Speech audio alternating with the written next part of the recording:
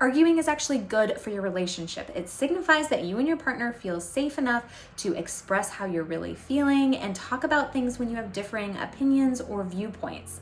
As a couples therapist, when a couple comes in and say, oh, well, we never argue, that worries me because it says you guys may not feel comfortable enough to express yourselves or to have hard conversations where you view things differently.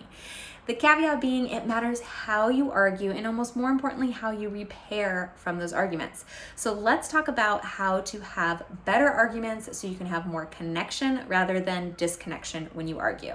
Hey there, I'm Lauren. I'm a licensed marriage and family therapist specializing in all things relationships. And if you like content on how to improve your relationships, be sure to follow along and subscribe. So how do you do this? How do you have arguments that actually create connection rather than disconnection? The first thing you have to do is figure out, what are we actually arguing about? Because so often we get caught in this cycle, right? The content can change. We're talking about the dishes one day, the dog poop the next day, picking up the kids, or whatever it is, but the flavor is the same. And when that happens, that tells me there's something deeper underneath that we aren't talking about, and that's why you guys are feeling stuck in the same cycle over and over again. So we have to identify what's going on really underneath so we can figure out what to do about it. Because if we stay stuck up here in the content of, well, okay, we're gonna have a new routine with the dog or the this or the that, it's not really addressing the underlying more vulnerable emotions, the reason that you keep getting stuck. So we have to identify, what is this really about? And that requires us to get really vulnerable and look at, what am I actually feeling? What does this bring up for me? And communicate that to our partners. Because that's why we don't tend to go there initially. We either haven't identified what we're really feeling, or if we have identified it, we haven't been able to communicate it with our partner because maybe it is so vulnerable. So just starting out with building our emotional vocabulary can be really, really important. Most of us don't really have a good emotional vocabulary because we didn't learn it in our homes, at least not outside of mad, happy, sad, but this would depend on how you grew up. And we don't get that emotional intelligence from school either, so it's a lot of times something we have to learn as adults, and something I work with couples on all the time. Because we want to find ways to go beyond mad, happy, sad. Our emotions are much more nuanced than that. And if we kind of stick in those basic feelings, it's not really describing what is actually happening for us, what we're feeling. And so we're not really addressing the real issue.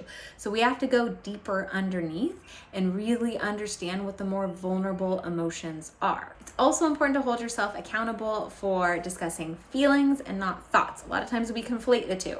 And what I mean by this is couples will come and say, well, I feel like you never help with the dishes or whatever it is. And just because we say an I feel statement, put some words behind it, doesn't mean we're actually talking about our feelings. When you say I feel, you actually have to put a feeling word there. So if that comes up for you a lot, I want you to really reflect on, well, when I think you don't help me with the dishes, how do I feel? Does it make me feel alone or unappreciated or worthless? And that's what you want to be able to communicate for your partner, because that's why things keep coming up and why you guys keep getting stuck in this cycle. So this is a big one. It's going to take some time and some effort and some real vulnerability to look at and reflect, what am I really feeling? What is this pushing on for me? What other wounds are getting opened by this? Because a lot of times it's not just what's happening in the moment. It may be pushing on wounds from our childhood or past relationships or trauma, and starts to make it feel even bigger. And we really want to understand that so we can recognize for ourselves why our emotions get so big, and so our partner understands as well. Once you identify what you and your partner are feeling, it's important for each of you to validate those emotions for each other. Now, validation doesn't mean agreement. It doesn't mean that you are agreeing with what your partner is doing or how that emotion is manifesting. What it is saying is that I recognize that this is this is what you were feeling. And I recognize that this experience is real for you and that you really are feeling worthless or disappointed or jealous or whatever it is that's coming up. It doesn't mean that I agree with that or I would feel that way or anything like that. It just means that I recognize that this is your emotional experience. It helps us feel heard and understood. So how do you validate? Here's a couple kind of starter phrases that are helpful to utilize. You can say, what I hear you saying is, when I don't do the dishes, it makes you feel alone and like you don't have a partner. And a good ending to that is that right? Did I understand that correctly? Is there anything that I missed? Those can be kind of a nice little sandwich there. And it's reflecting back whatever you're hearing your partner say. You can also say something like, it sounds like you are really disappointed when I don't do the dishes. Is that right? So again, we want to kind of create that little sandwich there. And that helps our partner feel like we're really trying to understand them and listen. When you and your partner validate each other's emotions, it helps each of you feel heard and understood, and like you guys are on the same team fighting the issue rather than fighting each other, which really creates more collaboration and ability to work through the problem together and to find a solution that works for both of you guys. And on that note, be sure not to jump into problem solving too quickly. If we jump to problem solving too quickly, it can make our partners feel like we're not really hearing them or understanding them because we're just trying to find the solution. Or if we don't really understand what's going on, if we haven't gone deep enough to understand the emotions for each partner, the problem solving is not really going to help because it's not addressing the actual issue. So it's really important to slow down, understand what's happening for each of you. This may take some back and forth of, what I hear you saying is, oh, here, let me clarify, reflect back again, let me share some more reflection, and back and forth for each partner. This can be a really slow process, especially if it's a very charged issue. So don't be afraid to go slow. Throughout the whole argument, you want to make sure that your prefrontal cortex is staying online.